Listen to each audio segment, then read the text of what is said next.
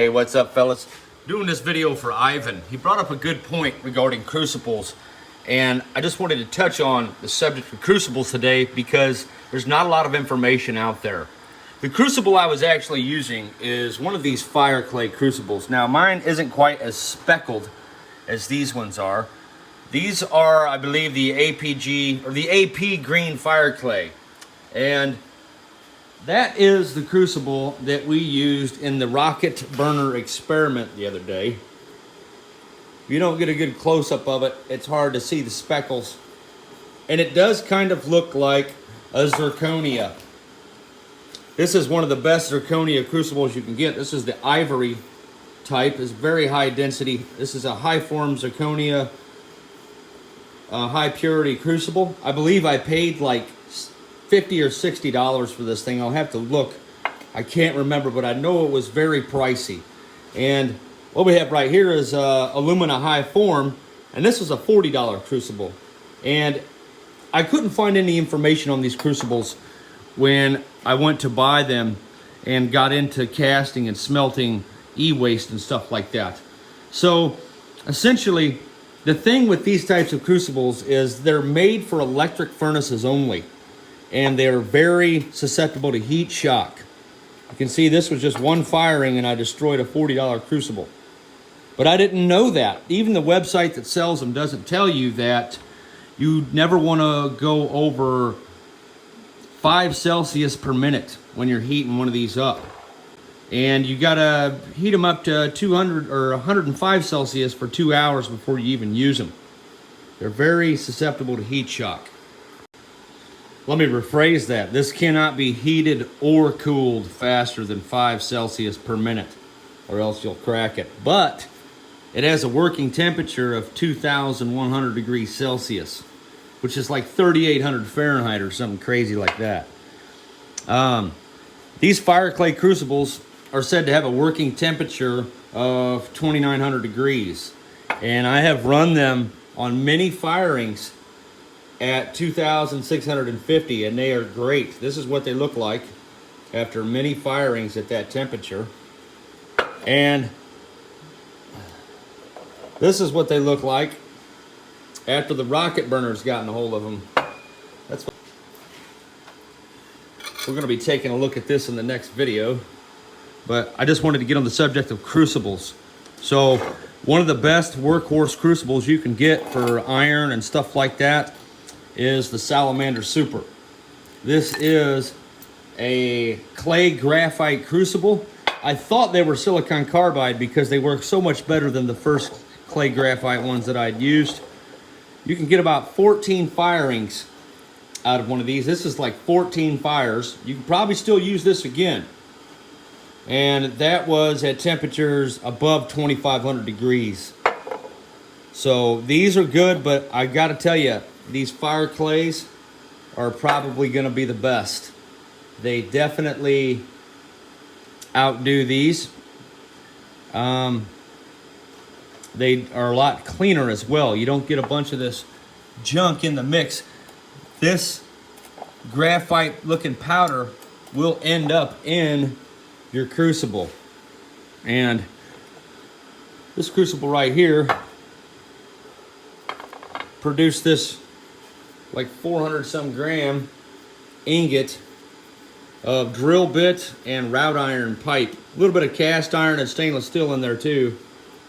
But to get hot enough to melt that, I pretty much had to do this to one of these crucibles, and it was brand new. First firing, and we did that. So these right here are just some fused silica centrifugal crucibles for like jewelry work and stuff. I thought I'd buy one of them and try it. I never got a chance to. And this right here is another fused silica crucible tray. But for the most part, these right here, you don't have to do anything to them at all. I never did. I just throw them right in the crucible, shoot fire right on them and everything. You're not supposed to do that. But when you're trying to max out the temperature and melt something that just won't melt, like anode sludge, which is what I was doing, we had to go with direct flame impingement. So you could probably get a lot more firings out of these crucibles if they were not put in a direct flame impingement foundry furnace. And it is a practice that's used. A lot of people say, oh, you're not supposed to do that, but almost all glass foundries have a flame that shoots directly out of the bottom of the furnace at the very bottom of the crucible. So the entire crucible is getting blasted with direct flame from the burner. It's set on top of kiln furniture so that it's set up like this in the furnace. I've got bigger bottoms than that though, but to get above 3,000 degrees, sometimes you just need the direct flame impingement to do that. But I just wanted to share that with you guys because when I went out to buy crucibles, I wasn't sure what to get. I recommend these overall. Far better crucible no matter what. These are okay. At 2,600 degrees, they have the consistency of Kit Kat. If you've ever eaten a Kit Kat candy bar, that's about how soft they are, and that's about how delicate you got to be with them. Imagine that was made out of Kit Kat all the way around. So these here are much stiffer. Yeah, but here's one that was firing some anode sludge, some e-waste material. That's what this little ingot is right here. And the reason why you would make one of these cones is to separate it from the slag and the flux. And you do that with a cone mold. So what I did is I took a bunch of crushed up computers and melted them in these crucibles and then threw that material into a cone. Now this has been partially digested in a special electrodialysis machine that made this copper plate right here. This is pure copper essentially. It's real close because of the nodules. There's some impurities, and that was done with an e-waste anode. Now the way I made this e-waste anode was crushed up computer parts went in the crucible, and it makes a very dirty, nasty mix that you have to separate the metal out of it. Sometimes the metal likes to float in the flux. So what you would do is add some sodium nitrate, and that causes some bubbles. I think that was sodium, yes, sodium nitrate, about 10%, causes a bunch of bubbles in there, some oxygen bubbles, and that removes a lot of the base metals, and it also causes a stirring action that helps those little beads coalesce or consolidate into a metal ingot at the bottom. So we would then dump that into the cone mold, and you'd get a nice little ingot like this at the bottom after you dump it over and get all the slag off of it. Then you take these cones, throw them back in the crucible, and you would dump them into a plate mold, which I do not have here with me. I think that's outside someplace.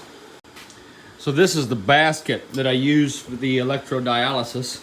And basically what I did was filled this basket full of these little pyramids that I got from the molten e-waste.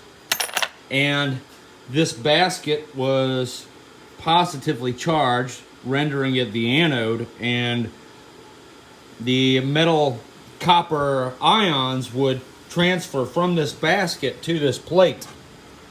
So that was the other way of doing this. When I use these anode plates, they just rest in the electrolyte solution next to the cathode. But when you have a bunch of these little pieces, and we wanted to try and see if we could skip this step, because you end up with this anyway. This is what one of the anodes looks like after it's run its course. You can see here we have the top where a bolt was screwed through to hang it into the electrolyte, and it ends up with this little weak piece here. And what happens is the energy density changes on you as this piece shrinks, and that can cause impurities to plate out into the plate, because the energy density is a very specific constant that you want to maintain to get the purest copper possible. And as all that's happening, you know, as the metal's digesting in this basket, the precious metals and the other metals are falling out of the metal ingot. See here how it's just eaten up?